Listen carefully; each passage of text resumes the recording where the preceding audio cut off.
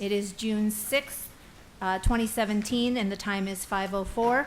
Please stand for the Pledge of Allegiance. Board Member Kirby, will you lead us? I pledge allegiance to the flag of the United States of America and to the republic for which it stands, one nation under God, indivisible, with liberty and justice for all. We will have a roll call starting from my far right.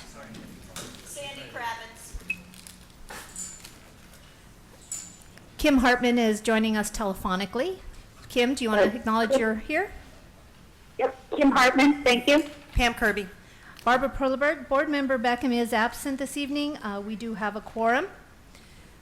We will move first to item 3, approval of agenda. The agenda has been amended and noticed as follows. Information discussion item 8C, discussion of possible closure of Scottsdale Online, sold to be effective for the 2017-2018 school year, has been pulled from the agenda. Are there any additional requests for changes to the agenda? No? Do I have a motion to approve the agenda as amended? So moved. Thank you, Board Member Kirby. Do I have a second? Second. Thank you, Board Member Kravitz. All in favor? Aye. Aye. Aye. Motion passes 4-0. Next item, item 4, the board president next calls upon Dr. Nance to present recognitions and celebrations for this evening. None this evening. We'll just celebrate school being out and that we're all on vacation, technically. Okay, thank you. We'll move on then to item 5, public comments. I do have all the cards, I believe. One card here, or, oh, sorry, 2. Thank you. In conformance with open meeting laws, the governing board may not discuss or take action tonight on any matters raised during public comments that are not on the agenda. However, the governing board may respond to direct criticism, ask staff to review the matter, or ask that it be placed on a future agenda. As a reminder, each speaker will have 3 minutes. Vice President Kirby will indicate the time with a 30-second warning. We do ask that each speaker introduce themselves for clarity in the record. Our 2 items tonight are non-agenda items. First speaker, Nancy Cantor.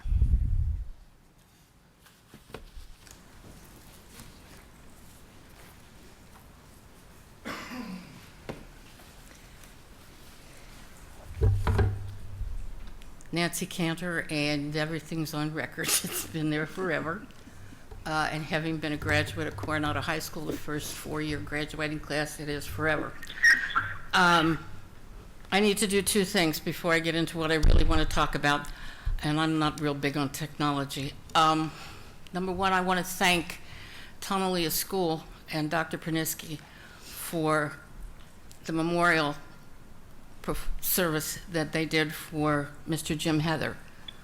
They retired the school flag, and the honor guard was made up of 2 members of the Army, actually 3 members of the Army, their commander was in the Army, a member of the Navy who had served in the Cuban blockade at the same time Jim did, and our school resource officer, Brian Hartman, who had been with the district and in the Tonalia area since the program began. I also want to thank those teachers and students that were able to come out and observe and be part of the ceremony. It meant a lot to his family. It meant a lot to me, too. We've been rebel rousers and activists for many years. So. And I'm going to miss him. I miss that scooter. The other thing I want to do is speak a little bit about the turmoil that's in this district right now. I was one of those parents who was deposed by the Attorney General's office and by the Auditor General's office in 1997 in regard to violations to school contract and procurement violations. I have the report. I live with the report. I want to make sure that what's going on is good for our kids, for our classrooms, for our teachers, for our board members who give their times as volunteers. And having been a volunteer for 30 years, I appreciate what you do. If you read that report, and if you speak with the antitrust attorney for the Attorney General's office today, you will find that we are still in violation of the elements of the original investigation. That original investigation cost the district a pretty penny.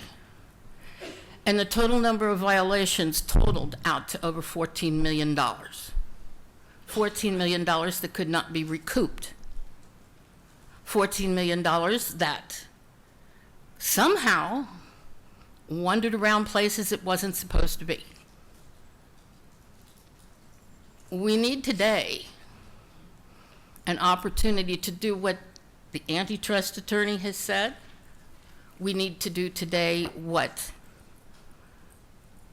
the Auditor General's office told us to do 2 years ago, and we still haven't done. We need to take a look at the policies and the procedures with those who understand how the rules get broken. We need to talk, we need to sit down, we need to review, whether it's within a forensic accountant, and I know 2 of them real close by, I can go grab real fast, because I've worked with them on elder issues. But we need to do that if we're going to calm this down and we're going to get things back on track. Because right now, you're looking at a lady. I love my teachers. I've learned so much from teachers as a parent. But there are over 1,000 children from the Coronado complex who were allowed to graduate at below grade level in reading and math, and that's a civil rights violation. And if you don't want to wind up in court, and you don't want to see this district fall apart, sit down at the table and let's iron this stuff out. It's not helping the kids. Our next speaker is Bridget Olson.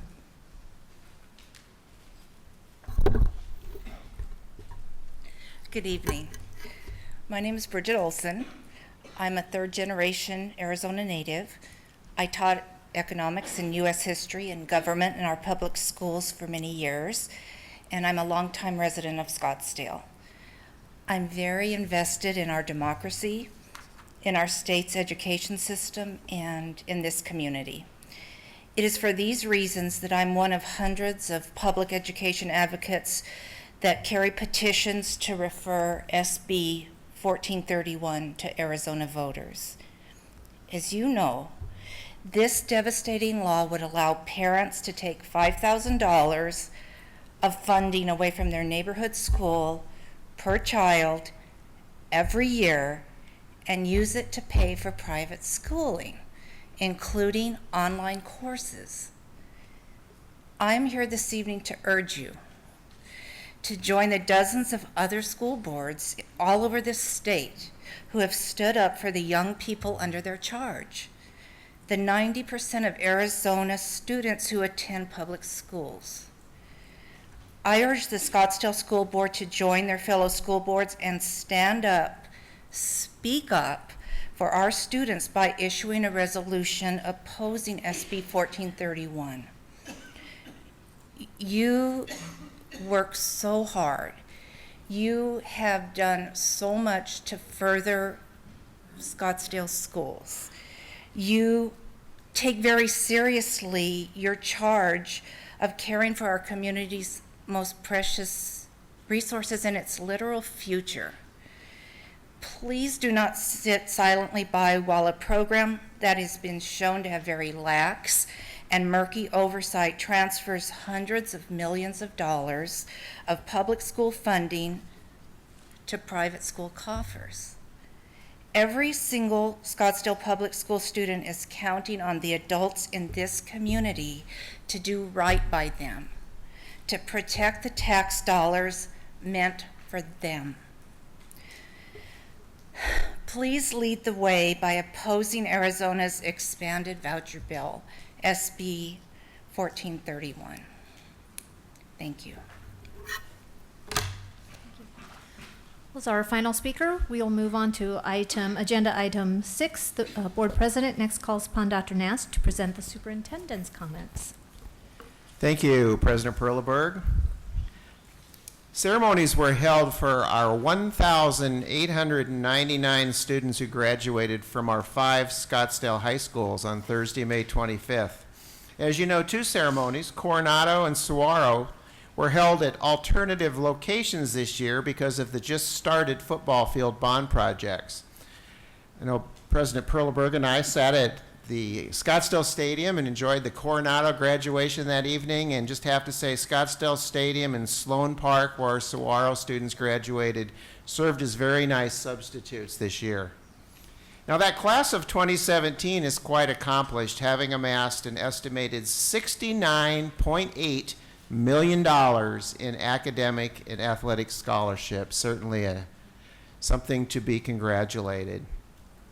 I'd like to recognize our 94 SUSD employees who are retiring at the end of the month. Combined, these employees provided the students, the school district, and the taxpayers with 1,802 years of public service, so we thank all of our retirees. A note about our Nutritional Services Department. They're hosting 9 summer food service sites, including 3 of our school locations, to ensure that all kids and teens under the age of 18 do not go hungry over the summer. Breakfast and lunch walk-in service is available at Hohokam Elementary School through the 28th of July, at the Oak Campus through August 4th, and here at Coronado High School from July 10th through July 25th. So we want to thank our Nutritional Services Department for those efforts. And lastly, congratulations are in order for the SUSD Finance Department for its recent recognition by the Government Finance Officers Association. This organization, a major professional association servicing the needs of nearly 19,000 appointed and elected local, state, and provincial level government officials in the United States and Canada, has once again been awarded the Certificate of Achievement for Excellence in Financial Reporting. Congratulations, Laura, and your department for a job well done. And that concludes my report. Thank you. Thank you, Dr. Nance. All right, we'll move on to agenda items 7, consent agenda. I'll make a note at this time, consent agenda item 7Z, renewal of contracts, will be pulled and heard separately. So do I have a motion to approve the consent agenda as amended? So moved. Thank you, Board Member Kirby. Do I have a second? Second. Thank you, Board Member Kravitz. All in favor? Aye. Aye. Motion passes 4-0. Okay, so we will then, what's that? Exactly. So there's no other items amended, so we'll move right to item 7Z, which shall be amended with removal of contract number 16040 for Scottsdale Online Learning Advertising. If there's any questions regarding that item, again, it's under 7Z.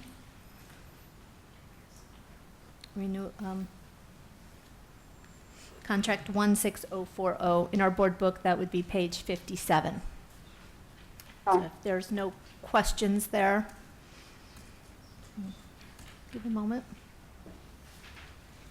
So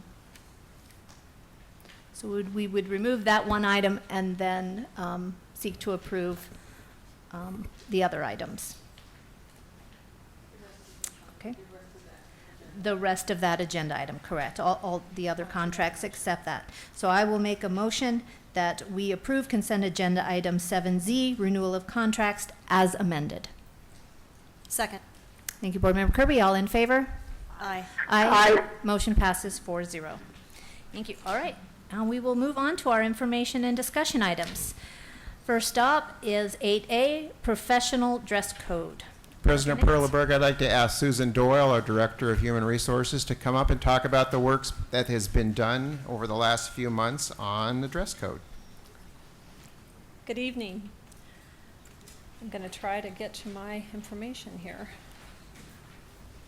Thank you. President Perleberg, governing board members, Dr. Nance, Ms. Como. We've actually shared some of this information prior, and so this is kind of an update from the committee that I'm going to share with you. hopefully.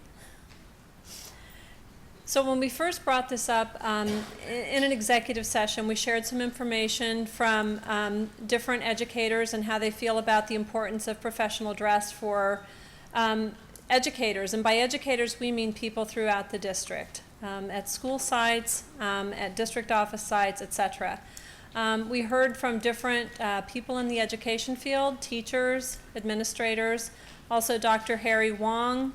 We heard some research from the Parent-Teacher Association regarding being put together and being ready to work and the way that appears to a student and all the importance of that. We also talked about some of our neighbors and what they do with their professional dress policies. Some are a matter of school board policy, some are just direction from the school district. We went through several of those. We shared that information. We also shared what Scottsdale currently has in our information regarding professional dress, which was pretty brief and pretty general and in fact pretty vague. And so the committee, which was made up of teachers, administrators, and parents, made some recommendations. And the final recommendation that we have for you this evening, some changes. Again, we do expect all employees to dress in a manner which projects professionalism and respect for the position, the district, and stakeholders. And toward that end, we've developed the following guidelines. Reach consensus on professional clothing items.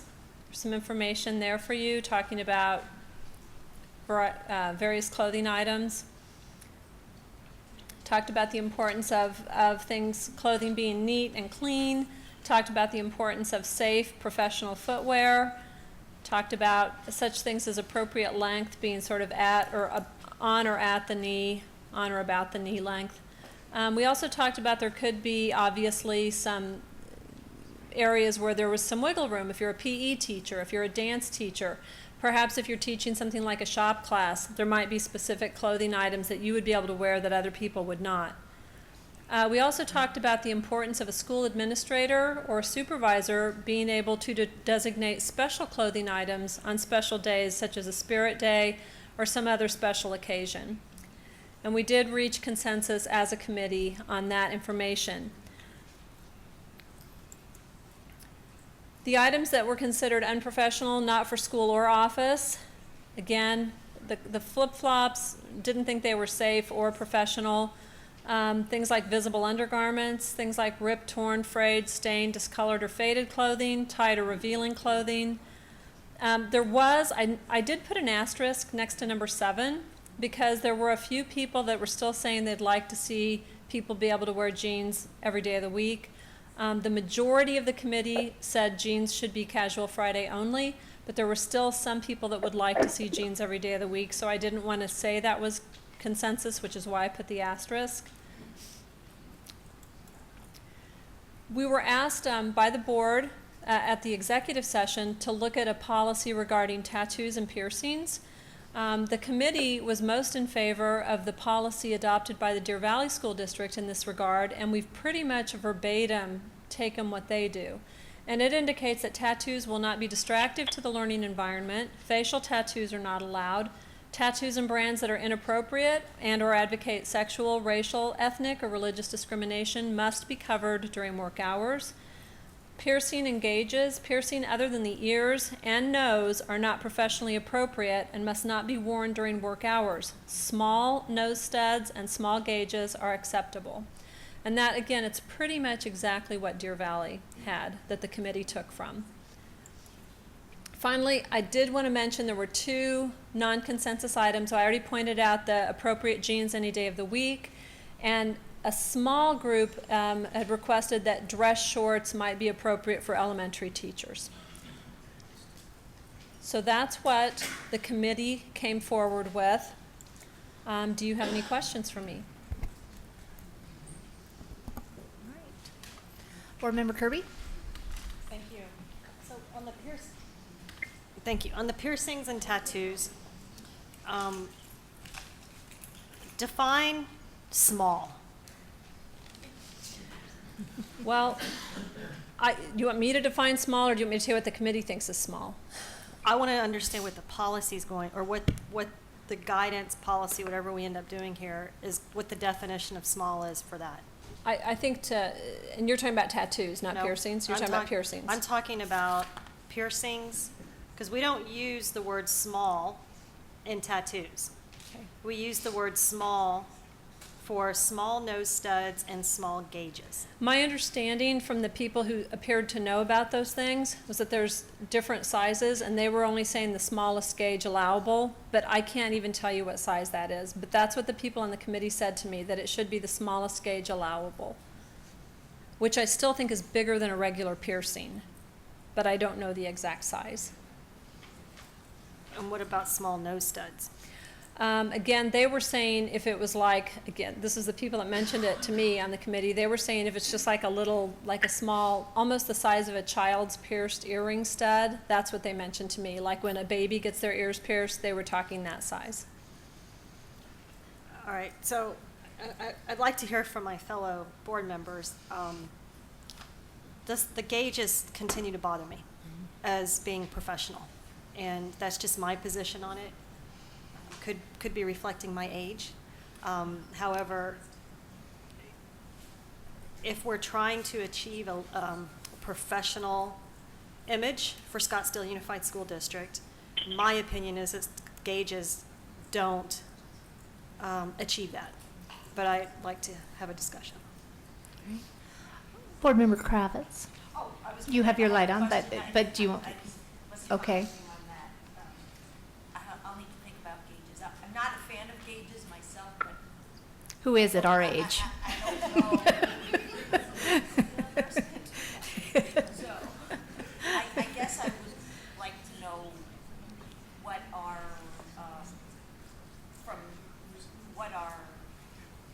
line we're able to tread in terms of saying what we want for our dress policy. What is fair game, what is then not treading on freedom of speech or expression. Again, not a Okay. fan of gauges, just want to make sure that. All right, okay. Board Member Hartman, did you have any comments or questions? Yeah, thank you. One question for Ms. Doyle. Can you hear me okay? I can. Thank you. I was wondering if you could just explain what consensus represents. Who is in the consensus, and what was the process by which to get the feedback? Oh, can I piggyback on that, because that was really my question when I There you go. In addition, I wanted to know what the participation was since we last met, how many people met, and how many meetings were there to come to this consensus? Thank you. Thank you. As I shared at the executive session, we did not have as many people come to meetings as I would have preferred. Sorry. Yeah. Special meeting. That's Sorry, fine. work study. Okay, we didn't have as many people as I would have preferred to be there. Initially, we were to have 5 teachers, 5 administrators, and 5 parents. Almost from the beginning, it was difficult for parents to come. Almost all of them would get back with me and say, no, I can't do morning, or I can't do afternoon, or I can't do whatever the time was. So that was difficult. So one of the things we did do is we'd send out things we discussed at the meetings to the entire committee and say, this is what we've come up with. Do you have any feedback? Do you have any input? Several people would get back to me on that, but we only met a total of 4 times. The committee only met a total of 4 times, and we never had 100% participation. So again, every time the people who were there shared, and it was typically, most often, administrators and teachers. I believe we only had 1 parent at 2 meetings. The parent did do a good job of sharing with other parents. And I did get feedback via email when I sent things out that we had discussed. But I think to be fair, most of the in-person feedback came from administrators and teachers. Okay. All right. And I'm sorry, I think I missed one part of that. And consensus was when everybody was on board with something, and nobody was saying, well, we'd still like to see this, or we'd still like to see that. It was interesting because the whole thing about the piercings, the gauges, the tattoos, I thought that was going to be much lengthier. And I think a lot of people just felt like, well, let's look at what some of the other districts do and they felt like what they had done in Deer Valley was something that everybody was comfortable with. I do think that I agree with you. There are some generational things for me too, with nose things and with gauges.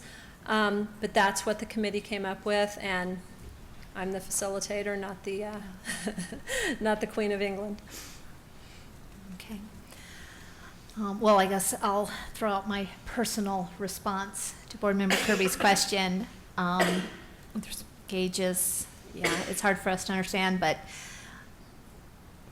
if I were a principal and I had to kind of judge that teacher or staff member, I would be looking at, could it possibly pass simply as a pierced ear or an earring, and that the size is not distracting, or that it reached a point where a child might be a little frightened or confused by the size of it. That would be one thing that I would be gauging if I were a principal. I'll offer that. Was that? Yeah. The what? No pun intended. Gauging. Oh, I'll gauge my gauge. So I'll throw that out there for the discussion. I'll also throw out the idea of the blue jeans, or jeans, as kind of, I understand why there's little consensus. I think jeans, everybody pictures something a little different possibly. I mean, I think there certainly are a lot of denim slacks, different colors that I would gauge as appropriate. But those blue jeans, traditional idea blue jeans, I could understand as setting that aside as. And the as committee not did say that. We didn't have a problem with denim fabric, but we said it just shouldn't be clearly blue jeans. Blue jeans. If you're wearing denim trousers or a denim dress or denim skirt, nobody on the committee had an issue with that. Right. And I would maybe have that clear in the language moving forward. That would be my 2 cents. Any other comments or questions? President Perleberg, I have one more question. Absolutely. Board Member Hartman? Thank you. It's really more of a comment, and maybe there is a question for Ms. Doyle, but to tell you the truth, I'm not 100% clear I understood the consensus answer in terms of participation and process. But having said that, I really do feel that employee dress code is really more a management leadership issue as opposed to a governance issue. So I'm really putting this question back, I guess, to Ms. Doyle on behalf of, leadership, the district administration. Are you, Ms. Doyle, as you behalf of the district administration, comfortable with the recommendation and feel as though you've got the input you need to make a recommendation that, is, agreeable as well as reasonable for everybody? I do feel comfortable because we've talked to a lot of different groups. I mean, as well as sharing with you at the study session, as well as sharing with site administrators with their teams. We also talked to the Scottsdale Association Executive Board and felt that they were on board with what we wanted to do as well. There's been a lot of information that's been disseminated out there so that people could find out what is going on. I do agree with what you said, that it's also, the leadership is very important, and that's something we talked about as a committee, the importance of consistency, the importance of, for lack of a better term, enforcement, the importance of having those crucial conversations, if necessary, with individuals and not sending out sort of blanket emails or blanket messages to your entire staff, but talking to individuals that perhaps aren't meeting the expectation. We also talked about the importance, again, of supervisors and site leadership having the ability to say, this person is working on stagecraft today and she's going to be up and down a ladder and she has my permission to do, whatever she needs to do. We feel that that's important, that autonomy. But at the same time, we do think consistency is important. And we talked about sharing this message with site administration, with supervisors, and also human resources being available to support people if they needed to have meetings with their staff, if we needed to talk about some examples. The committee actually, and the executive board as well, SEA talked about, maybe even saying, okay, we're going to bring a fashion show over and say, this is what appropriate dress looks like at school. This is what appropriate dress looks like at your site. So those are some options we talked about as well, just getting the information out there, being consistent, but also allowing for flexibility with one's supervisor or administrator. Board Member Kirby. So, thank you. So here's my question is, what happens if a principal has an employee at their site? And this is for all employees, not necessarily, this is not just teachers, this is all employees. Correct. So that is refusing to comply, basically insubordination.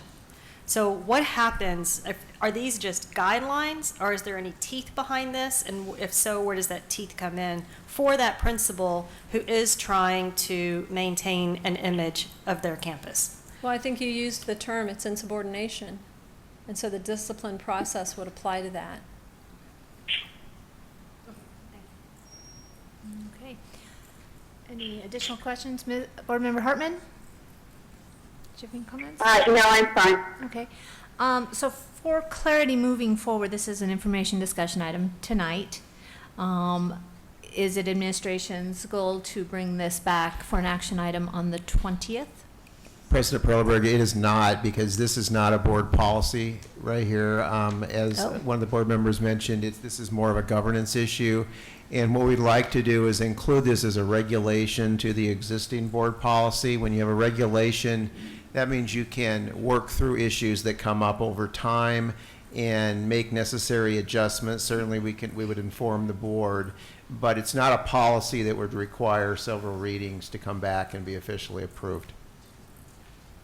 So, sorry, this isn't a board policy. It is not. It is, would just be basically for our district leadership and your guidance. Correct. All right. Well, I would say then, I especially appreciate that clarity in the importance of management and administration and leadership, the importance they'll have in rolling this out and implementing this and making this meaningful. There is a goal here behind it, based on a lot of comments from our stakeholders, our students, our parents, and other teachers and principals. There is a goal we're trying to serve here, and the meaningful implementation of it is what's key, not just the words necessarily. So I appreciate that, and thank you for that clarity. If there's no further discussion or questions on it, we will certainly move on. Thank you. All right, thank you. Our next information discussion item, 8B, update on SUSD preschool revisions for 2017-18 school year. President Perleberg, board members, I'd like to invite both Debbie Ibarra and Nancy Hudson up to the podium. And the reason I have both of them up here tonight is because on the consent agenda, you've approved Debbie Ibarra moving into a new role as executive director, who will be working with all of our elementary schools, and Nancy Hudson to move into the role that Debbie had this past year, working with our preschool programs and with community education. So this is kind of Debbie's exit presentation from that program, and Nancy's just here to support and welcome Nancy to your new role as well. The purpose of the presentation tonight is to talk a little bit about any of the changes that we have coming up for next year in our preschool program. So I'll turn the time over to Ms. Ibarra. Thank you, Dr. Nance. Good evening, President Perleberg, board members, Dr. Nance. It is very exciting for me to be able to come up here and talk to you about changes because of you. Because had you not had a foresight and said, let's talk about what's important for preschool students and preschool teachers out there, we wouldn't be where we're going to be today. And so I'm just going to talk about everything that's in red are the changes that we have made for this next coming year, and I just hit the wrong thing. The most exciting thing to talk about is we are a pre-K-12 district. We're not a K-12 district, we are a pre-K-12 district, and I have to tell you, I'm sure that we have a lot of preschool or pre-K teachers out there right now doing a happy dance because that's one comment that keeps coming up. We're a pre-K district, and so I'm very excited to be able to announce that. In Scottsdale, parents have pre-K options. Of course, I made the biggest one, Scottsdale Unified School District, because we're hoping everyone picks us. There are private programs in our city, and there are church-sponsored programs, so parents do have options. Community education is a tuition-based. This is just an outline to let you know. With the pre-K, we all basically have stayed the same. Some have one, some have two. We have preschools, which are for 3-year-olds. Those have all stayed the same. And then we added the gifted program this year for Redfield, and there is one program there. Sites with no programs, and it gives reasons behind why we do not have it. Hopi, there's no space at Hopi. When we talk about Kiva and Redfield enrollment, we just didn't have the enrollment to be able to keep the programs going. And Sequoia, they have a private program that is not part of the Scottsdale Unified School District. Title I, here's our big celebration. We have all day at every Title I school except Hohokam. Hohokam has an AM and a PM, and they're all full. So it's very exciting to be able to offer that. Our parents are thrilled about that, and I can't wait to see where the kids are going to be advanced and ready for kindergarten. Our Panda programs pretty much stayed at the same places as we've had in the past. And then as we construct new facilities, it's just really important to remember that we need pre-K space as we grow. As we start developing new schools, new buildings, we need to make sure that we put a pre-K program or pre-K space at each site. And that's pretty much it. Any questions? Okay, Board Member Kirby. Thank you. When you say pre-K, what age? Is it just 4-year-olds? Pre-K is 4-year-olds in this district. Preschool is our 3-year-olds. Okay, so going back, just so I'm clear, going back to the Title I slide, which I think was the last slide, all of the all-day, the ads, 4-year-olds only? 4-year-olds. Okay, so where would the 3-year-olds kick in? The 3-year-olds are only in the community ed program. Okay, and where it says preschools? Correct. Got it, thank you. You're welcome. All right, Board Member Kravitz. At Hohokam, the children attend either in the morning or the afternoon? Is Correct. that difference because of parental preference or? It was exactly on capacity? parental preference. We had students that are from Navajo and Pima, but they wanted a half-day program for their children, so that option was available for them. So they chose to go there as opposed to going to an all-day program. Okay. Board Member Hartman, did you have any questions or comments? Just one question, and this is an information discussion, so we don't have the answers right now, that's fine. I would be interested in the answer. Which is, what does current enrollment look like? So whether we have that for 16-17 or anticipating 17-18 already, and kind of what does the trend look like by school? If you have total numbers, that'd be great.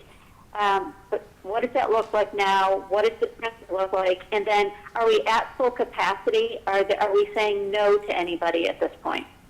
We do not have numbers in front of me right now, but I will tell you, Board Member Hartman, that we are not saying no to anybody.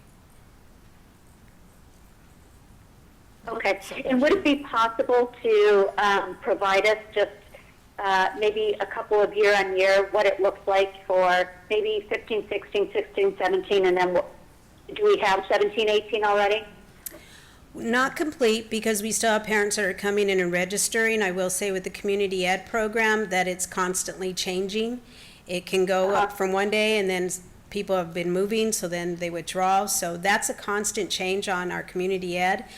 At our Title I's, I will tell you that we have 20 to 22 in all of our Title I programs. And the AM and PM, we have 23 at Hohokam and then 22 in the afternoon, I believe. In the Panda programs, again, those are based on ability, and so that number changes, but I will definitely give you where we ended this school year. And at the beginning of the year, if you can give me at least about 2 weeks, or Ms. Hudson, a couple of weeks, I'll have Ms. Hudson do that report and give you the numbers. Okay, thank you. I appreciate that. And as long as we're saying no to no one right now, I appreciate saying that at the beginning of next year. So thank you. You're welcome. Thank you. Okay. Thank you. I think that's perfect. Oh, well, Board Member Kirby, I'll let you know Okay, first. before I- and Board Member Hartman, to your question, the other reason it's hard to go back multiple years is because we as a district, remember we had it at Oak, and then we moved it, and then we have it at one school for 1 year, and we close it, we move it somewhere else, and so it would be very difficult, I think, to get apples to apples for those reasons. The other question I had, not for this summer clearly, but is summer preschool, summer completely off the table, or is that something that we are interested in evaluating for next year, to have it through the summer?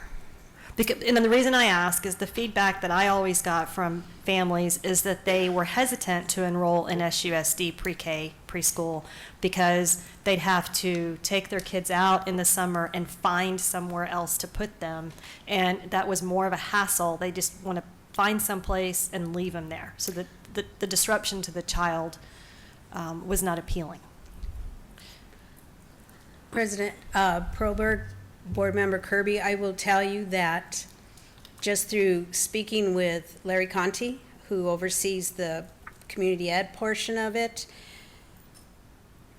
it costs more to bring people in because we have certain numbers that we have to have based on how many students we have in there. We have to have so many adults in there. So that is one thing that we'd probably have to look at is the cost item. Is it feasible to have a program? And then will parents want to drive to it if we're talking about community ed? When we're talking about title, that's a whole different ballgame because of the funding source of that, and we really don't have funding during the summer for that program. Thank you. We have a whole year. I'd like for us just to give some share of mind to the idea for community ed. Mm-hmm. Is there a way to dip our toe in the water with year-round? So maybe we have one school per complex that stays open year-round to see if we can get any interest. I personally believe the interest would be there. And I think we would grow during the school year if we have the space to grow it, which I think we do. It's just something I'd like for us to consider. Absolutely. I think that's something that Ms. Hudson can look into, absolutely. Okay, thank you. You're welcome. All right. One more question. Sure. Thanks. Go and ahead. It was something that Board Member Kirby said that triggered my memory. I wanted to add this to the data collection that you provide us at the beginning of next year. I would also be interested in what our K retention is. So how many kids from pre-K go on to kindergarten? And then my next logical question would be kindergarten to first grade. Is that something we track? And if not, can we? That is something that we started tracking this year, so we will be able to give you those results at the beginning of the year. Okay. Thank you. Okay. Thank you. Great. All right, so now I get to dive in. This is something, especially the community ed tuition-based preschool programs have for many years now kind of been on that radar. And my overall question as a board member has always been, where is our district's strategy in especially that tuition-based preschool?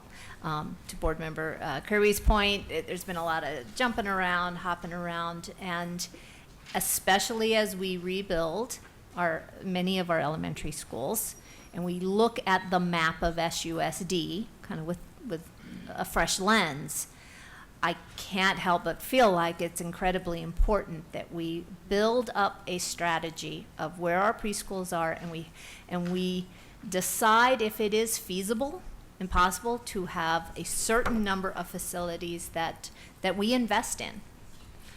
And at what schools is that appropriate? Where are we going to see the most bang for our buck in those schools? And really come forward with a preschool strategy for our district as a whole that, I'm going to take a wild guess and assume that a full-on tuition-based preschool at every single school is probably not financially feasible. But our district, I don't think, has ever really looked at that. And what would a strategy look like? How many can we sustain? And so conversations moving forward, especially as we discuss rebuilding, I would just encourage us all and leadership to take a hard look at the success at certain schools, and again, take a look at that map. And I mean, we have the pre-K list of schools. Obviously, there's a lot, and kind of more the northern half. There is Pueblo there. But yeah, the question is, where are we going to be most effective? And are we looking to create a strong, robust enterprise in our pre-K or not? I mean, if the answer is no, actually, we just want to keep them small, okay, then let's go there. But so that's moving forward. I'd love to see those discussions really Absolutely. include strategy discussions. Okay, we will definitely do that. All right. Any other comments or questions? All right. Thank you. You very much. Thank you. Okay, so we will move on next to our action items.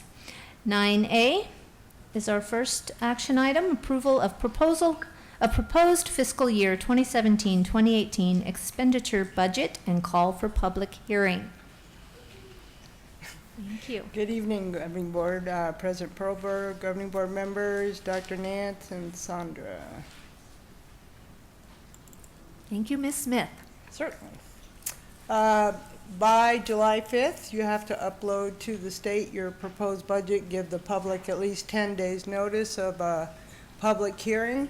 We can do it prior to that, so today we're going to do our proposed hearing. I'll pull up the forms, only one number changed in all the forms in addition to putting the estimated tax rates. So the budget, obviously the things that change is an increase to the base support level, the continuation of Prop 123. Next year we move to current funding. The state has continued to reduce the DAW. We get about 15% of what we're entitled to. The teacher experience index has increased a small amount. That's because we have teachers that stay in Scottsdale Unified for a long time. And we have a teacher salary increase of 1.06%. The BSL went up to $37.29, and that's about a $48 increase over this year's funding. We're estimating our average daily membership to be just over 23,000. That's the same numbers we had used before. That's our May enrollment numbers, or our May ADM, plus the potential 400 students that have signed up to enroll that would be new to Scottsdale. Once again, the TEI and the teacher salary increase. The classroom site fund is a full fund at $386 per weighted student count.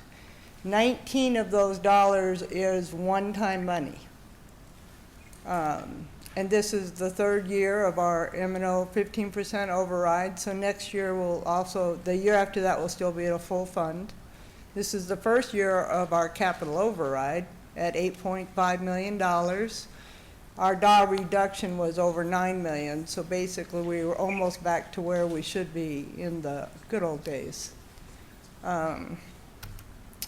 This is very important. This is new to this year's budget, and on your cover sheets, the governing board now attests that this has been presented to them. So this is the 1.06% for teachers only. This is not certified, this is teachers. So you have to be working in the classroom, and your function code must start with 1,000. So this year, the head count of those qualified teachers is 1,251. When we looked at next year's budget, it's 1,258.8, and it's not that we don't have teachers with 100%. Some do part-time, some do different percentages of full-time equivalents. The 18 eligible teacher salaries before the 1.06% increase is $61,160,128. And you'll notice that that is less than the 17 eligible teacher salaries. And since they get a 2% increase plus the 1.06, You might ask why. Well, why is because the 17 figures include all wages. That includes addendums, that includes stipends, that includes classroom site fund, and those aren't calculated into the 17 salary. So the increase is $667,401, and the benefits costs that the state allows us to include does not include insurance or workman's comp. So we will be budgeting $795,208. And on the cover sheets, you have to attest that this was presented. We can adjust for this after we do the annual financial report, which tells the state as a final number, are those 1,251 still accurate?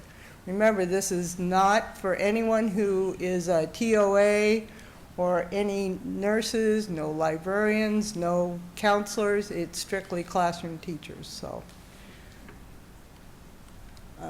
Then we have the salary increases for next year, which is 2% for certified. That cost $1.6 million. The classified got a 1% increase, $335,000, and admin is $160,000. This has been adjusted according to the original one I gave you about 2 months ago, and this is the FY17 expenditures, is the middle purple. And then the proposed is the 18 budget. One of the things that's driving up the classroom is the increases. It is also where we've put unallocated funds, because with current year enrollment, we sort of have to wait till the numbers come in to know that the budget is going to hold. The plant operations is up a little bit. We had discussed that before. It's not as much as it was. That increase is due to, with the construction going on, we threw in about $500,000 in utilities that could go up. And also we have outsourced services for facilities. So that's going to increase with the Prop 206. So this is our M&O budget and our classroom site fund, our instructional improvement funds, and our DAW. So the top number and the bottom number is what we levied for. And that $13 million includes the $8.5 million override. We have federal grants just over $14 million and $127,000 in state grants. This is our debt service for next year, including the bonds we just sold this year. Community ed has about $6.3 million. Food service is just over $12 million, and it is a total of $4.2 million for tax credits, auxiliary, and gifts and donations. This is an estimated tax rate. I took it since 2006. Even at the highest years, Scottsdale has very low tax rates. So I'm estimating just a little bit high here because I'd rather be conservative. So our primary rate is 2.9, and the secondary has gone up a small amount because this is the first year of our capital override. And that accounts for 17 cents. So that's broken down right there. And this is compared to this year's taxes. That we actually won't know that till we work with the county and do our final tax rates in August. So these are estimates.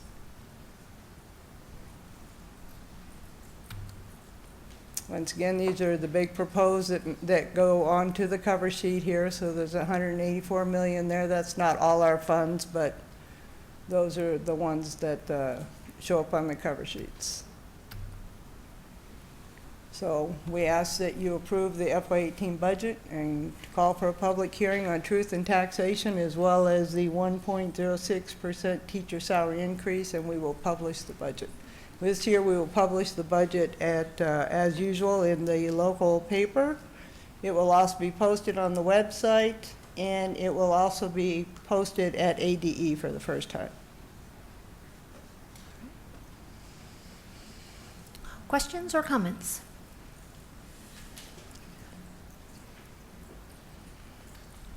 Board Member Kirby. Really? None of you have questions? Yeah. Okay, so I have 3. Okay.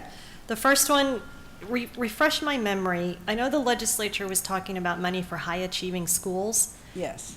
Was that for this fiscal year that we're budgeting for?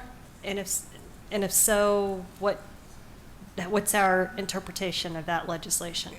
That legislation is not in this budget. There was talk about that, depending on if you're a high-achieving school, and that was like a performance pay. For the school, right? Yeah, I can't give you a final answer on that. Probably because they haven't released the AZ merit, Right. And right. Everyone, I mean, it's one of those things that they talk about, and then it just kind of rolls to the end, and somebody kicks it up a little bit So later. for the 20th, could you just follow up on that I and see will. what their plan is? Are they going to overlay it, after the results come out, the achievement results? And if so, are they just going to give it as a bulk amount of money to each school district? Or are they truly going to expect that the money they give goes to the schools that were the high-achieving schools?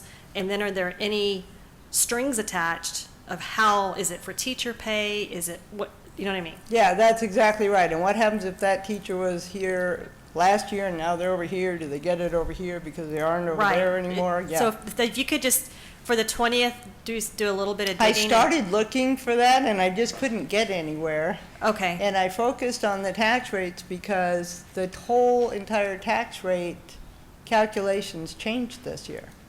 Because when they said we aren't limited to the 4% rollover in M&O, your cash balances don't count anymore. So it was a little bit different getting that done today. okay. So my second question, thank you for touching on what I call the cause of change.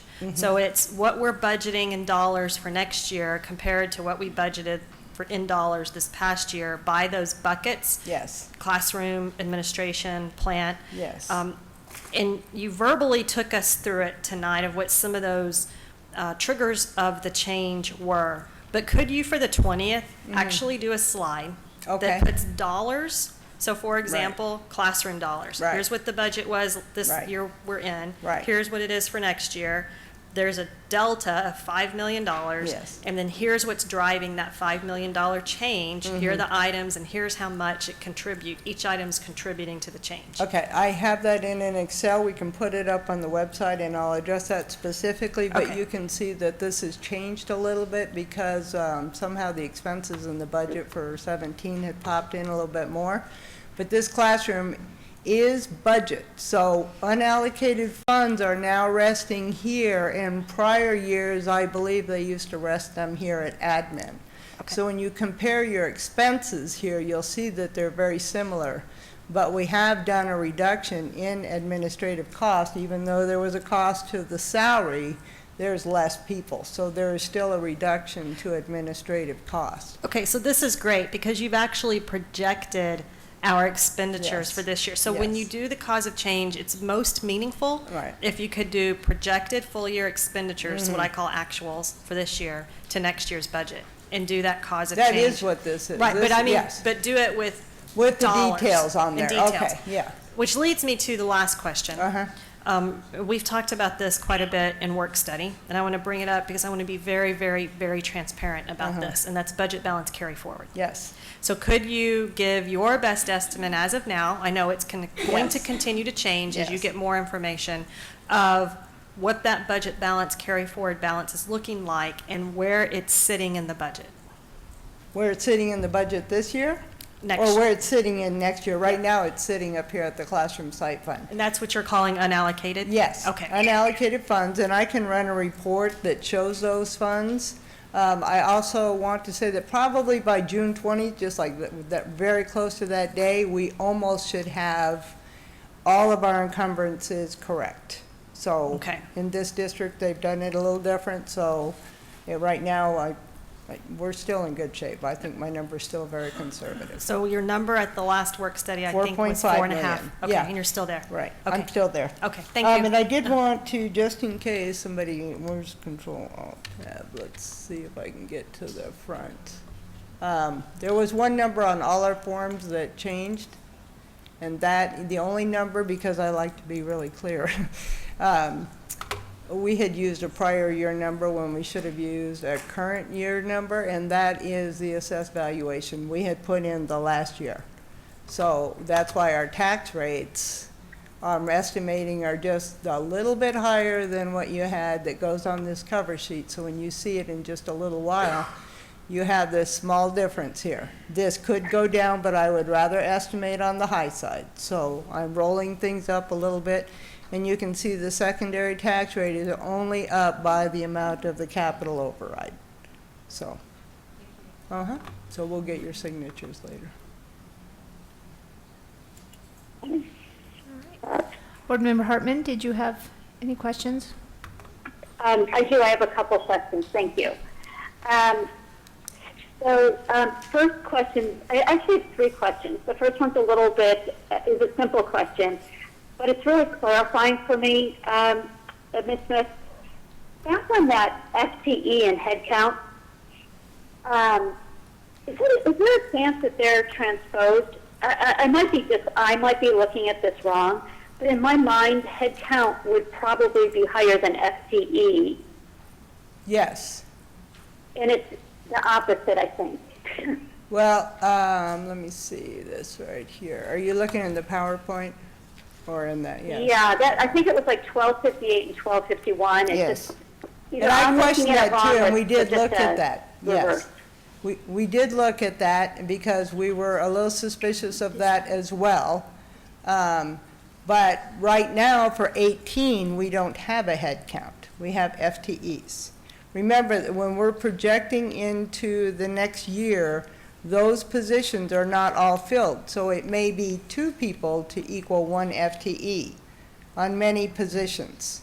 So we also had to take out anyone that went to phased retirement. Remember, if you are working for either ESI or smart schools, you are not eligible to receive this money because you are not getting a paycheck from Scottsdale Unified School District.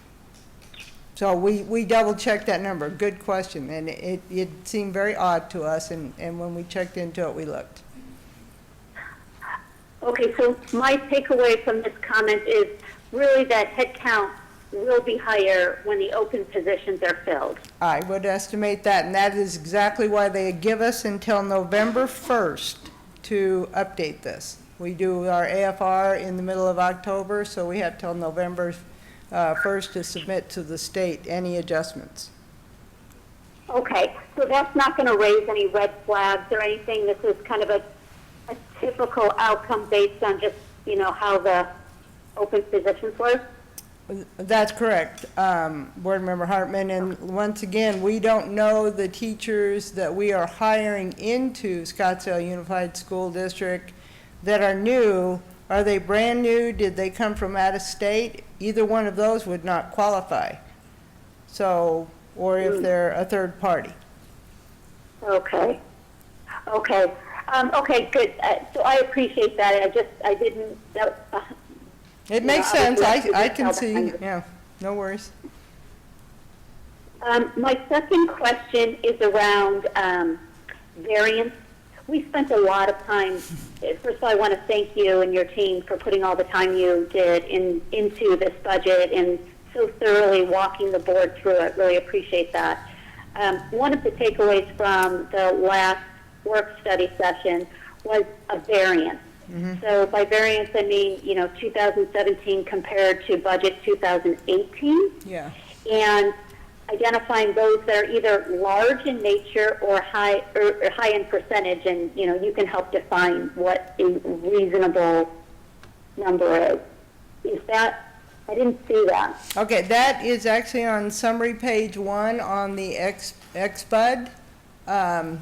And I didn't call that out. I don't know if you can see our screen or not, but the summary page 1 combines many of the lines that are on the original page 1 so that you have all your admin, you have 20 functions 23, 24, and 25 together, where on page 1 there was a great variance. One was down 19, one's up 22. On this page, there is a difference of 0.8%, so 0.8%.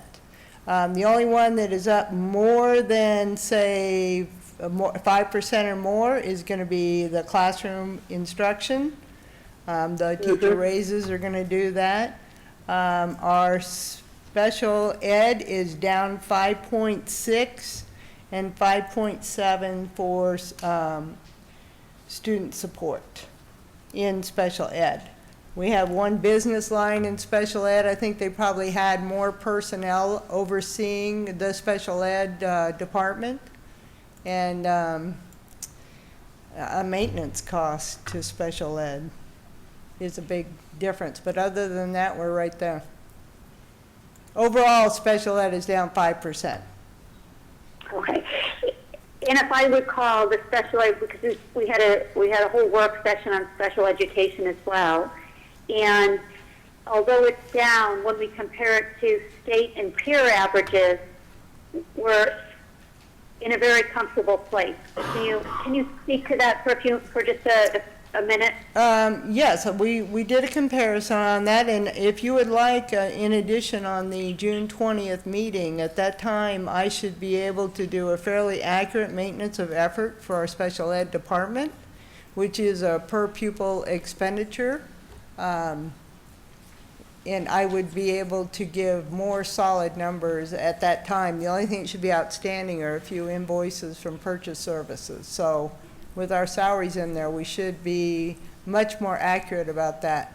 But the special ed department, I think they have done some reorganization, and we'll see how that works out. But I can add that to my list. Okay, I would appreciate that. Thank you very much. And then my very last question is around the tax rate. I'm just sensitive to the tax rate. We've always, our goal is to keep tax rate constant, although I already understand that we are far below our peer cities across the state.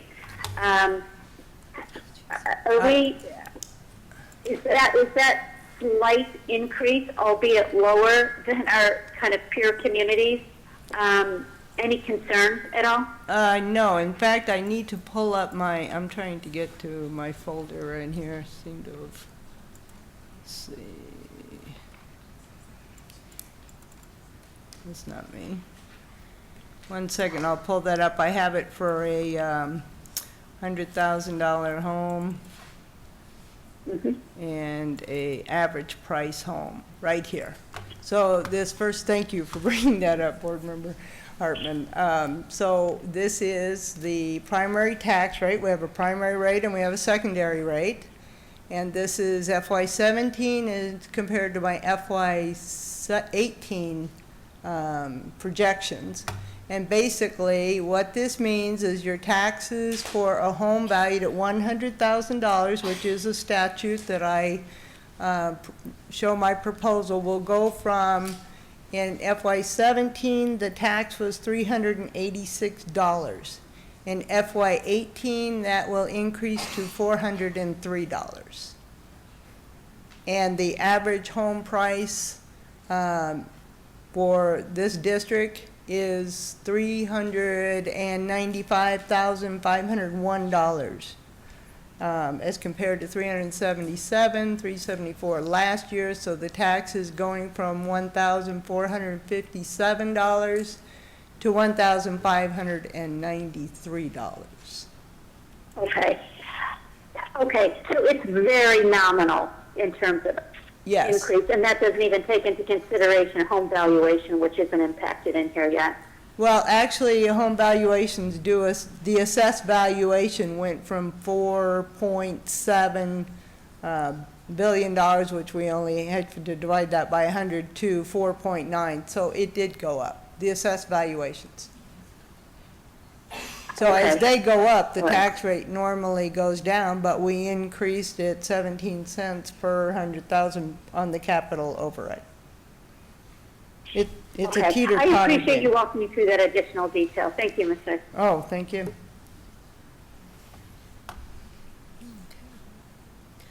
All right. Any other questions or comments? Yes. Yes, this is an action item. Correct. Board Member Kravitz. Okay, I'm treading on thin ice here because I don't speak finance. So this is like my little That's okay. pet question that I've asked you before. So when or if we, well, hopefully when, we discuss supplemental contracts that we issue for coaching and sponsoring teams, there's money there. I just want to make sure Absolutely. it's clear that, You've said that several Okay, times, yeah, and I yes, know, and and I'm it's repeating. part of how we function, but we don't preload those expenses. Okay.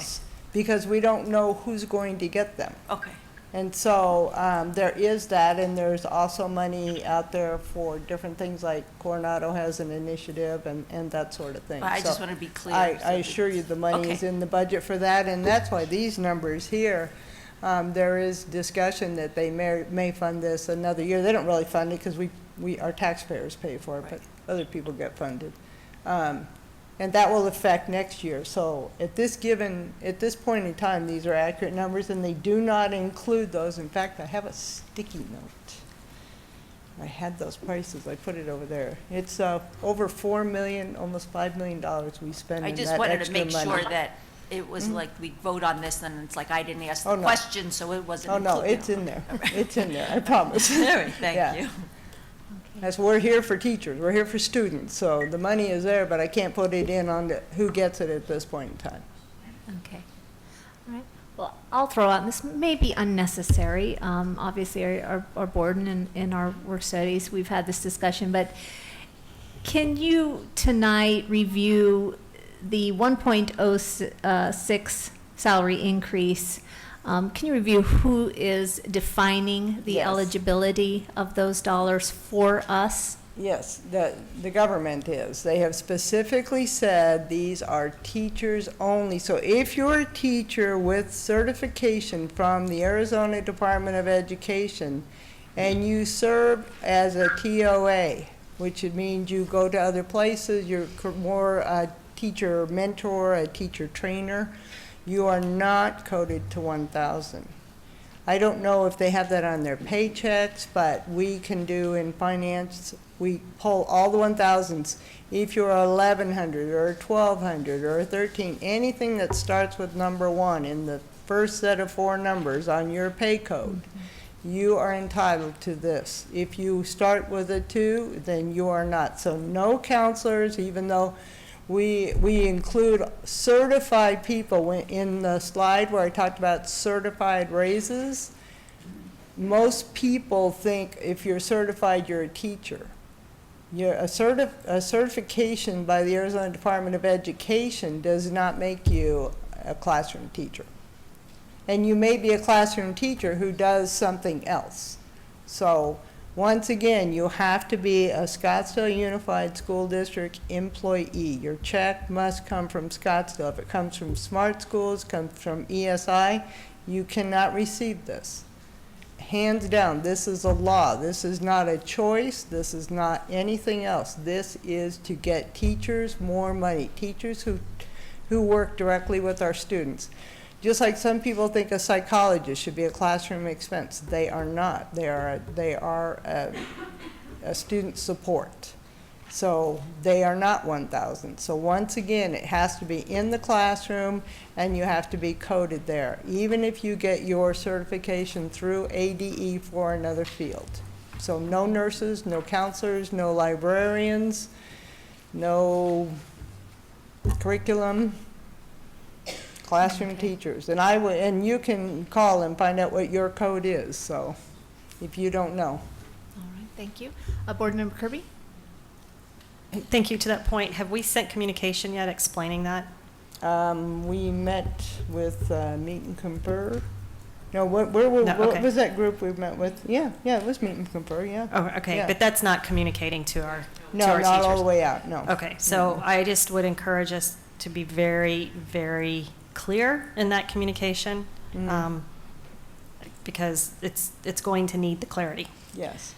Right. And if you're ready for Yeah. a motion, I'm happy to make it. All right, well, I'll make one last quick point, Okay. because what I heard tonight is a request to really understand any variances and what they're made up of. And I just wanted to specifically highlight, especially when salaries are included. I'd like to understand, like, especially that plant operations increase, how much of that was possibly salary of our classified. 300,000 was a rough estimate of what it would cost for us to have that service who we outsource to. Their employees would get an increase. So 300,000 of that, and about 500,000 is the utilities increase The for increase in next year's plant budget. operations. Because we have this building going on. I don't Okay. know if they're gonna tap into our juice, I don't know Right. what kind of. So we have no classified employees of SUSD that are their salaries are included in that plant operations? Yeah, if they're the beginning worker, then they would be part of that increase. I don't know if we have Okay. any facilities or maintenance workers that earn below the minimum wage, or we'll get an increase in January. Because I think all our classified employees got 1%. Yes. So I'm not all. Okay. Okay. I'm just trying, to understand those buckets and those variances, how much is salary, for our staff? For our next meeting, Okay. not Okay, today, next meeting. yeah, Okay. exactly. All And right. if there's any reason why that would be cumbersome or difficult to evaluate as far as, especially as defined in those buckets. No, and like I said, right now, when you're looking at the 18 budget, we have placeholders for a lot of positions. Right. And as those are filled, we kind of come up with an average number we're hoping to fill it at. Okay. And All those can change. All right. So that's the problem with working with an 18 budget, is it's not set. And once we do the AFR, that's about the time we would know every expense for this Okay. year and how it's looking for next year. All right, thank you. Board Member Kirby? Okay, so to continue this conversation, so what's important for our community and for myself as a board member to understand is those placeholders. Yeah, we get it that there's jobs that aren't filled yet. And then there's also placeholders, at least historically, Yes. and I don't know if it's in your budget, which is why we're asking for this cause of change, but there's also been placeholders that the district never had any intention of filling. That's So- how we reduced the budget to get the teacher increase, was to reduce those buckets. Okay, so when you do the cause of change, then I would expect those placeholders that we have no intention of ever filling either to be zero or very, very small. Right, we reduced, like, for instance, transportation, Right. we took, So when you Big do, numbers. yeah, rather than, I guess what I'm begging for almost is rather than do it in piecemeal, like, answer a question, 10 questions at this meeting and 3 questions in this meeting, put it on a slide for us in those areas of classroom, administration, plant warehouse, and then the change, just explain how much of it was salary increase. okay. You know, I how thought we many- had done a lot of that detail at the last meeting, so I'll do it in No. a slide. I talked through it, and I remember having the notes on my thing, but I'll put it on a slide for, show for Right, you. with, yeah. The idea of, I think what I'm hearing, change the narrative to just Yes, an actual facts and document that figures. can be posted for And I our am community. happy to work with you between now and the 20th of what I'm goodness, looking oh, for yeah. to make sure that expectations are Yes. met. I feel like you have it all. And it's just reducing it to a slide that is very easy to understand. It's all in one place and we can communicate it to Okay. the public. Thanks. Okay. Board Member Hartman, did you have any other questions or comments? Or we ask for a motion? Board Member Hartman? Uh-oh. Kim, are you there? Kim? Sorry, I was on mute. Oh, sorry. I'm sorry, no, you just didn't hear me. No additional questions. Thank Okay, you. all right, wonderful. Okay, So if you're ready for a motion, you bet. I move we approve the proposed fiscal year 2017-18 expenditure budget and call for public hearing Thank you. on June 20th at 3 p.m. For the teachers too. Thank you, Board Member Kirby. Do I have a second? Second. Thank you, Board Member Kravitz. All in favor? Aye. Aye. Aye, motion passes 4-0. Thank you, Ms. Smith. Thank you. Okay, we'll move on to our next action item. I'm sorry? Board Member Kravitz. Where's this scoop button? Item 9B, appointment of 2 self-insurance trust board members and a trust administrator. Ms. Marshall, I assume that you are presenting. Madam President, members of the board, Dr. Nance and Sandra, I gave you a little bit of background about this item in an email last week, but to share with our audience, we are recommending that you appoint 2 new board members for what is our self-insurance trust board. To give a little explanation for our audience, the self-insurance trust board was established in the 89-90 school year with funds from the sale of Scottsdale High. Since that time, the funds have been reinvested, and those funds can be used for limited purposes pursuant to statute. The board typically has 5 members. 2 of those members we need new appointments for, and we also need you to appoint a new administrator.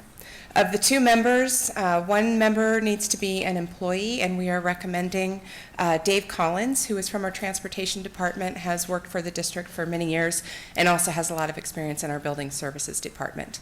In addition to that, we need one of you to serve as an SUSD board member on the self-insurance trust board.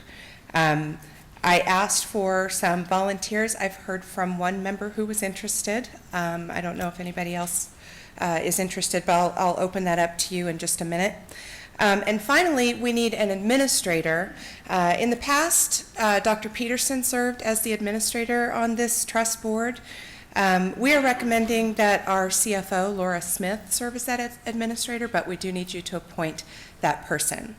I will take any questions you might have, and hopefully we can have those people appointed. All right, thank you very much. Do we have any questions or comments? I believe Board Member Hartman, you have expressed interest in serving on this board?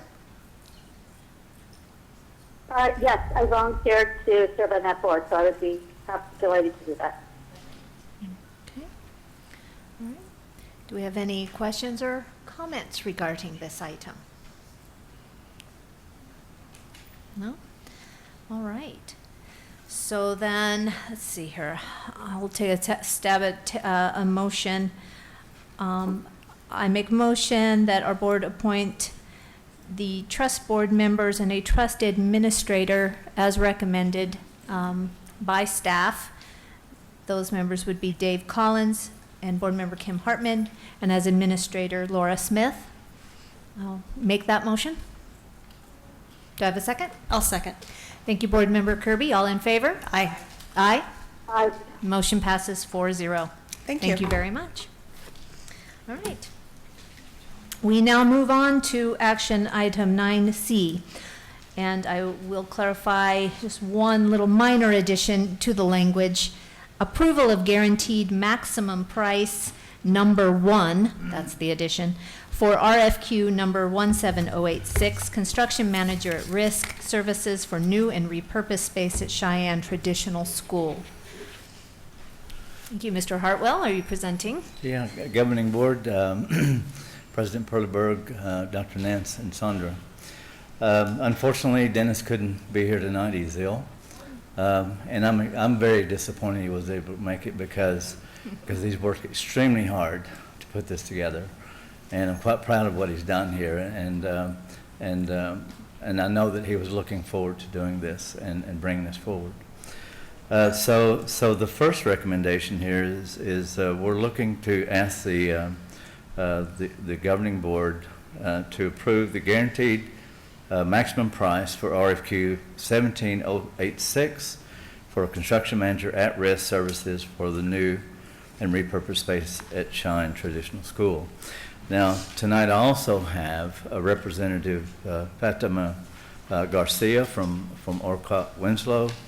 I also have the general contractor here, Chase, and we're fortunate we have Grace here, the principal, that can support any questions that you may have to go through this. All right. Okay. Thank you. We'll open it up to questions or comments, board members. Board member Kravitz? At our last meeting, what was it, a work study or whatever? it was. Special meeting. Special meeting, there was some concern or questions raised about some adjustments to the plan that were, and I was wondering if those had been incorporated. Yeah, into I the can final actually plan. read you what is included in the scope, if you like, and they have been, because the idea, I think, it initially was to include working on the administration front. But on GMP1, the discussion is going to be, or the work is going to be the drop-off and pickup at the east parking lot, drainage and ADA improvements, resurfacing and restriping of the entire lot, which is over 84,000 square foot. New shade structure at the drop-off and pickup. In pre-K on the third, I'm sorry. Oh, sorry, I just want to interrupt. I meant, I should have said specifically with regard to the gymnasium. Oh, okay. You have questions about the gymnasium? Well, I think there were some questions that had come up with regard to the design. Okay, So sure, I didn't sure, know I'm if those happy had been to. addressed. Let or me just, incorporated. Board Member Kirby? Yeah, I'll jump in here. Okay. Because I sent an email in today to Assistant Superintendent Nance regarding the gymnasium and some specific elements that I asked about. For example, lockers, bathrooms, dividing wall, et cetera. And my question was, how does the plan for Cheyenne compare to ANLC, or I'm sorry, yeah, ANLC and Copper Ridge? Copper Ridge, it's not ANLC anymore, it's Echo Canyon. Echo Canyon, that's what, Echo Canyon and Copper Ridge. And then also just other middle schools. Okay. Just for a nice to know, Yes. but this is a K-8 and those Yes. other two are K-8 schools. I just happen to have that with me. And so what I've done is I've put up a slide here that was produced in conjunction with Orcott Winslow, and I'll ask Fatima to join me here in just a moment. But what we have here is a depiction here of the new Cheyenne gym that you see up on the left. But we also got some pictures of ANLC. And then I'm gonna drop down. You had questions about the locker rooms in conjunction with that.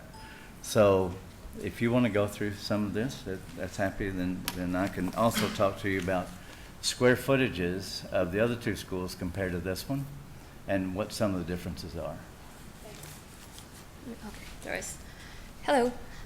So this is the floor plan that we're proposing for Cheyenne. And currently we're showing it's called changing rooms, but there are lockers in here. And both of the changing rooms have a connection directly to the restrooms. It, I think, was one of the concerns. And the reason it's shown like this is because if it's like time for class, you can lock these doors here, which is accessible to the public and just be only for the use of the students.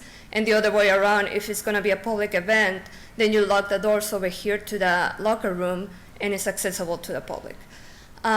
Also on the floor plan, we have the office for the PE, which is for just one PE teacher, which is the same case as ANLC. And also currently we're not having a division right now because it seems like it was the same case with the other schools, which is also for ANLC.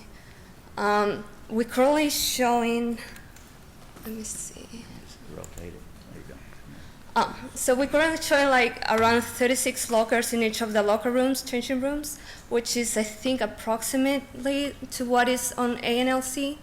The pictures, I cannot count them really well, but I think it is around the same quantity. And this is kind of like a view of what it looks on the proposed plan. So this is the changing room, locker room, and this is the door that's going to be connecting to the restrooms. And over here, there's the door connecting to the lobby that I was talking about.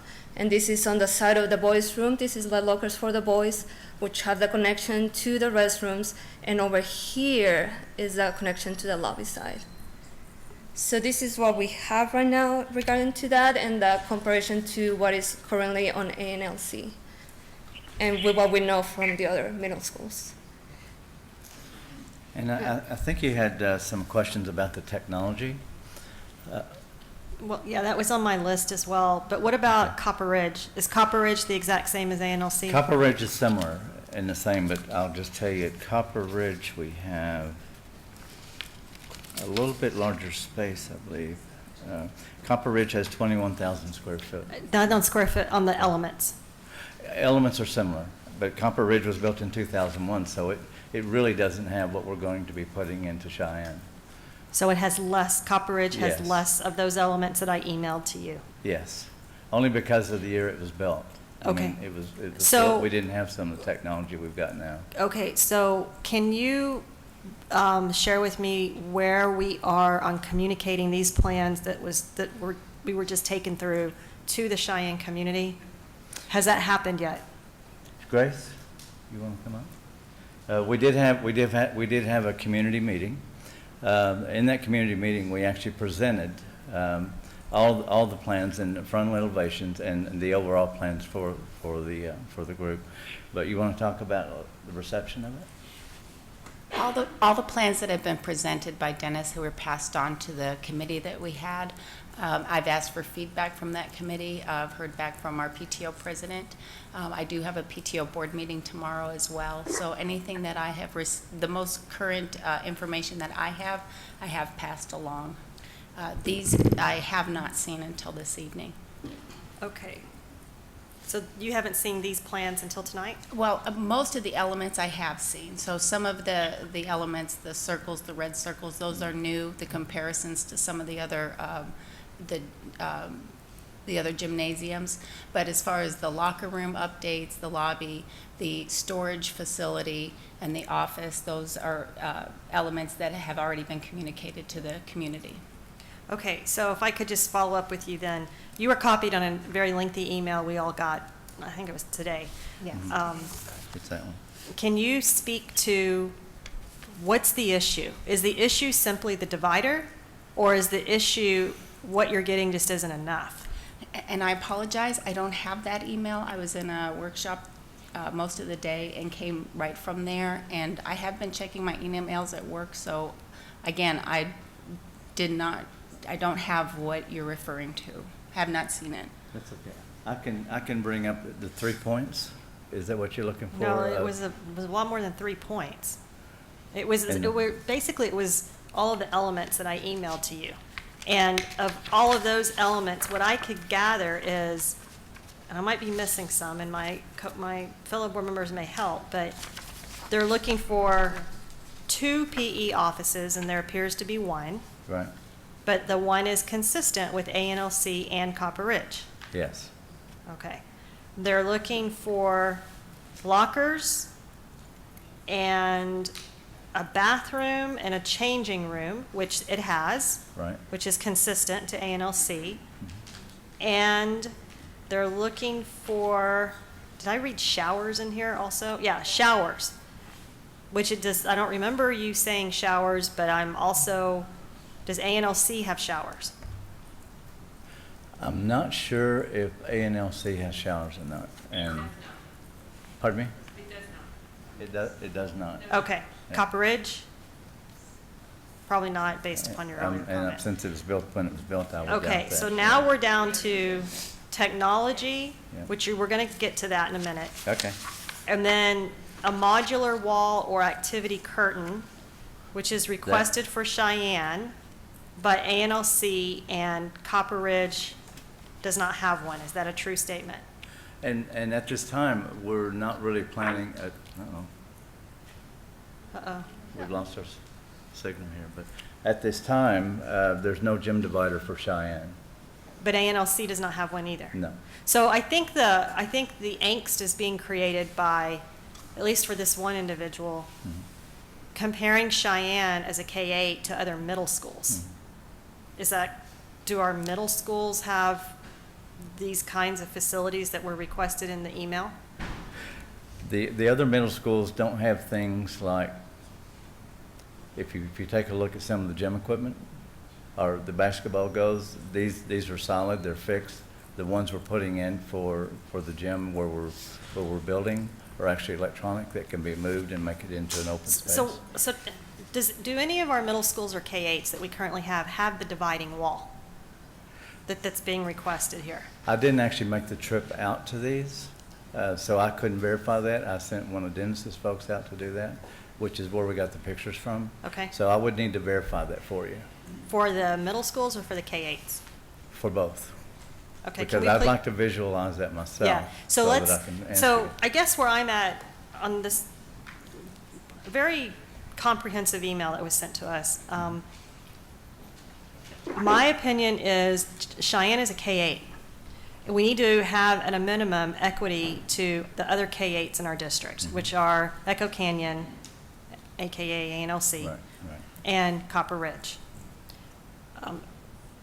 Making it look like a high school or one of our middle schools is something I would think would require much further discussion at the board level, because that is one of the differences. We've always talked about the differences between K-8s and middle schools. Right. And that could be one of the differences.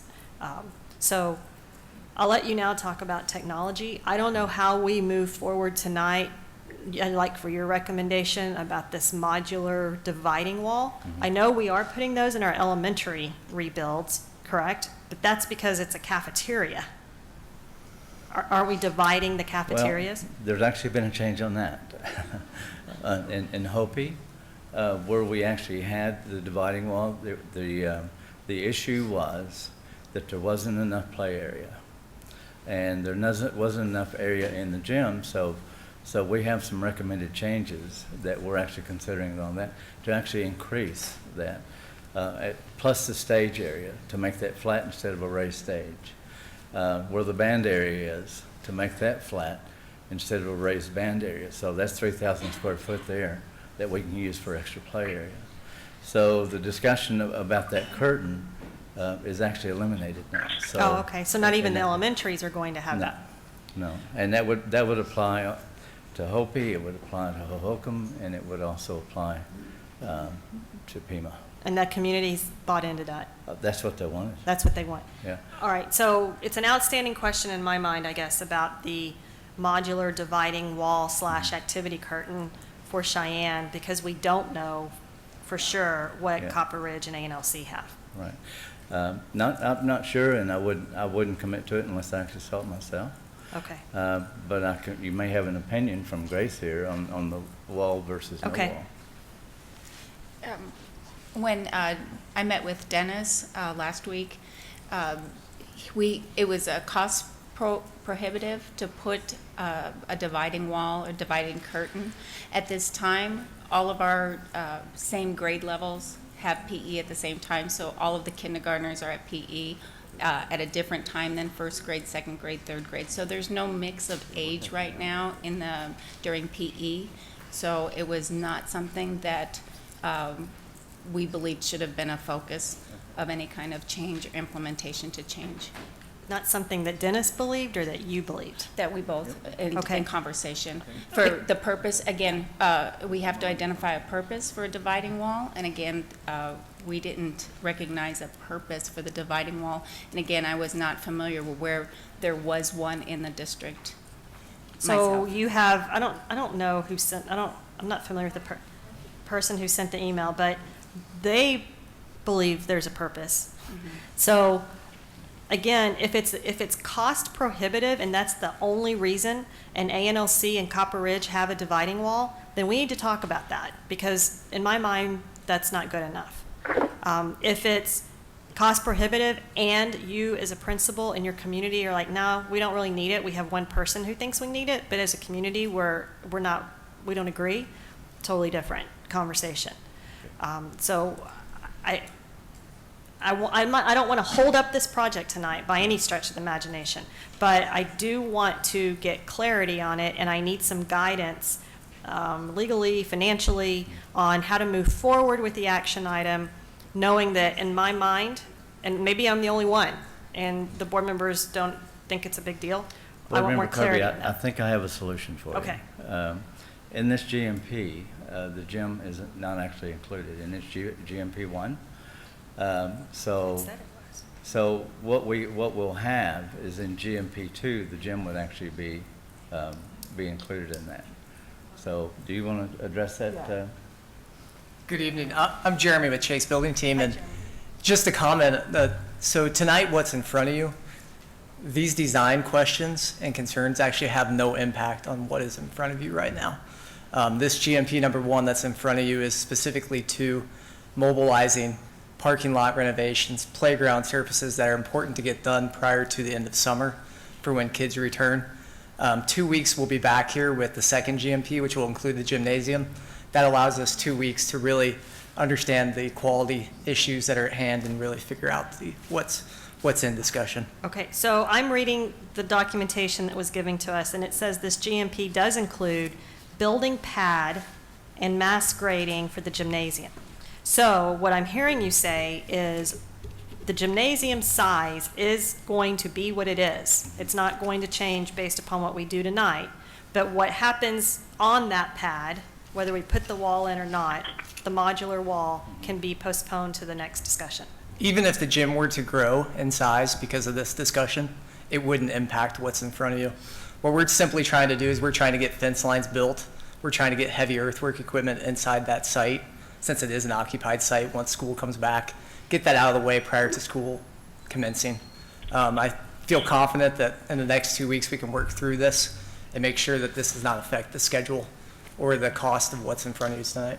Okay, I appreciate the flexibility, but would that then be, if it changed the size of the gym, would that be a change order to this? You know, to we what do, we're we approving do have tonight? contingency within the GMP, so. You got the contingency. Yes, Okay, I mean, that's what these I are, needed to hear. in construction, we tend to have to adjust and Okay. bob and weave as you might will, so. Okay, so I'll just let Mr. Hartwell talk about the technology, and then I'm done. Thanks. Okay, that's fine. What we've done on the technology, if you notice, these are pull-out bleachers.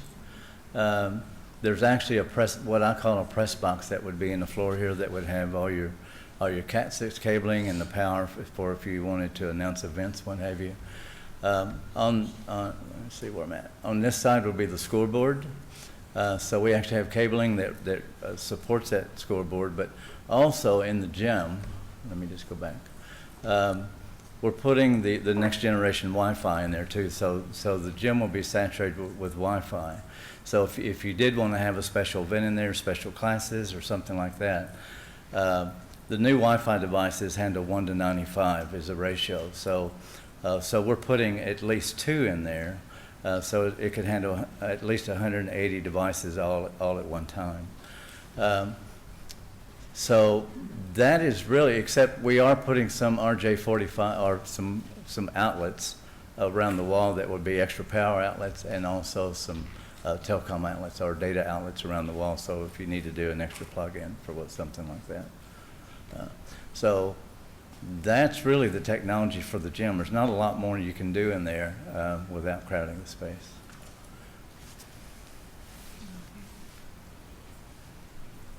Board Member Hartman, did you have any questions? No questions, thank you. Okay. All right. I'll kind of jump in, and this is kind of the perfect picture. I very much appreciate the idea of taking a look at our K-8s and comparable. Obviously, what's maybe not so comparable is our populations at these K-8s. And so if you can kind of highlight for us a little bit the consideration of, I mean, we have more students, I'm taking a guess, than at Echo Canyon / ANLC versus Cheyenne, and maybe those differences that we're seeing up here, just in consideration of you have more students, if that's an accurate assumption. And I am kind of wondering about even the office space question. Is that possibly because you might have more classes? Well, Is that a remember, concern? thank you, President Perleberg. If you remember, we had some existing classrooms that we were using for quasi-gyms, places for children to play. Right. Well, they're going to go back to classrooms, so that's going to take up. This actually gives you full court basketball for the 800 plus to 1,000 students. It gives you bleachers for events that's coming out here, so it really would satisfy the number that you have there right now, so that wouldn't be an issue. And the same goes for the locker rooms and the restrooms, as far as space-wise, number of students going through there all at once. That's correct. So if you have 800 students, this would be comparable. Let me just go back. This would be the comparable number of toilets, and facilities that you need to be able to support 800 students. Okay. Or up to 1,000. All right, okay. All right. Now, the one issue you may have to think about would be, is there enough lockers? Well, we have to manage lockers. You can't leave items in lockers, as especially boys are worse than girls, but things that make it so you don't want to go in there. Right. All right. But it has to be managed, and I'm sure Grace would have a plan to be able to manage that. Okay. All right. Well, and I guess that does bring me to the question. I very much appreciate and I'm glad to hear the answer that moving forward with this item just gets us started, doesn't stop these conversations at all. Great. So thank you for that clarity. And I guess, though, leaving here tonight, the question is, how can we make sure and confirm moving forward those conversations happen, the right stakeholders are in the room, and the right understanding. I mean, to your point, if it has been truly determined that something it isn't necessary or can't be done or can't be afforded in this project, the stakeholders understanding, where is the opportunity for sharing that decision. President Perleberg, so there's two areas that we need to confirm before we go into GMP2. One has to do with the curtain or no curtain. The other one is one office enough? And so we will address those in committee before we come back to GMP2. Okay. Yeah, and I guess if you want to define the committee, and again, there's committees and then there's, really engaged stakeholders that are going to live in these buildings every day. And I just make sure that those are the same people we're talking about. Yeah. And I don't want to just reduce the follow-up to those two items. From what I'm deducing this conversation, these plans have not been widely shared, distributed, gotten the feedback in total. So I don't want you to walk away thinking those are the only two things that we're asking about. Okay. Definitely those two. Sure. But I'm hoping that, to President Perleberg's point, the full plans can be fully vetted by all of the stakeholders and get that feedback loop going. Okay. Absolutely. Yeah, and I'll add, feedback is great, input is great, but when decisions are made, sharing those decisions and the reasons behind them, I think is critical as we move forward. Thank you, in these programs, President Perleberg. I can tell you that Dennis spends a lot of time with Grace.